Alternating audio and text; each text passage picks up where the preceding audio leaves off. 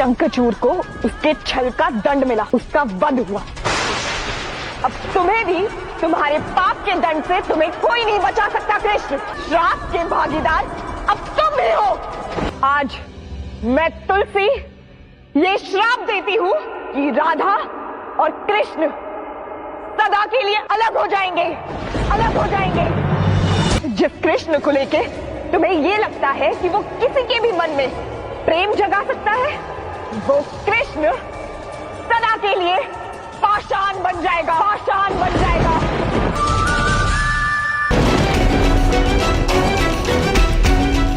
देवी तुलसी, मैं आपकी भक्ति से अत्यंत प्रसन्न हूँ। आपकी सत्य जानने की मनोकामना अवश्य पूर्ण हो।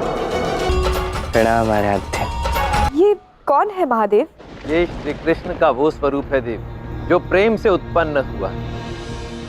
श्री बांके बिहारी ये संसार के सभी सत्य जानते हैं। आपको सत्य का ज्ञान भी यही करवाएंगे। मुझे अब आज्ञा दी। धन्यवाद आराध्य। देवी तुलसी, आपने आराधना महादेव की है। क्या मेरी बातों पर आप विश्वास कर पाएंगे? विश्वास ना करने का प्रश्न ही नहीं उठता जब ये स्वयं महादेव की आज्ञा है। अब यथाशीघ्र मुझे सत्य बताओ। सत्य तो आप ही की स्मृतियों में निहित है देवी तुलसी। स्मरण कीजिए, किसी जन्म में अब तुलसी नहीं एक गोपी थी, कृष्ण की गोपी, जिसका नाम था वृंदा। ये घटना पृथ्वी की नहीं अपितु गोलोक की, गोलोक जहाँ आप राधा कृष्ण के समीप थे। उस समय आपकी केवल एक ही इच्छा थी, कृष्ण। मेरा प्रेम आपके लिए सच्चा है कृष्ण, पर मैं जानती हूँ जब तक राधा आपके साथ है आप मुझे अपना नहीं बना सकते। और इसीलिए राधा के लिए आपके मन में ईर्ष्या की भावना उत्पन्न हुई। राधा कृष्ण की समीपता से आपको दुख होता था देवी तुलसी, और इसलिए एक दिन आपने प्रबल इच्छा रखी, इच्छा की आपको कृष्ण से विवाह करना। और इस इच्छा को पूर्ण करने के लिए आपने तुलसी के रूप में जन्म लिया। और वहाँ गोलोक में मेरा एक और भक्त, कृष्ण भक्त श्रीराम, उसने भी शंखचूड़ के रूप में जन्म लिया। शंखचूड़ जिसमें मेरा ही अंश है। अंततः शंखचूड़ और तुलसी का विवाह हुआ। आप उससे अत्याधिक प्रेम करते थे। उसकी प्रबलता के कारण आपने संपूर्ण रूप से स्वयं को उसके प्रति समर्पित कर दिया, और ये अनुचित था देवी।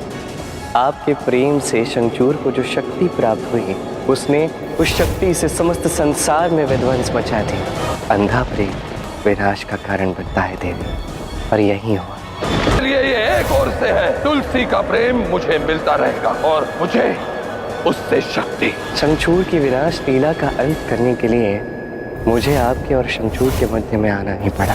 शंखचूड़ का अंत हुआ, और उस कारण से मुझसे कुपित होकर आपने मुझे श्राप दे दिया। मैं तुलसी ये श्राप देती हूँ, कृष्ण सदा के लिए पाषाण बन जाएगा।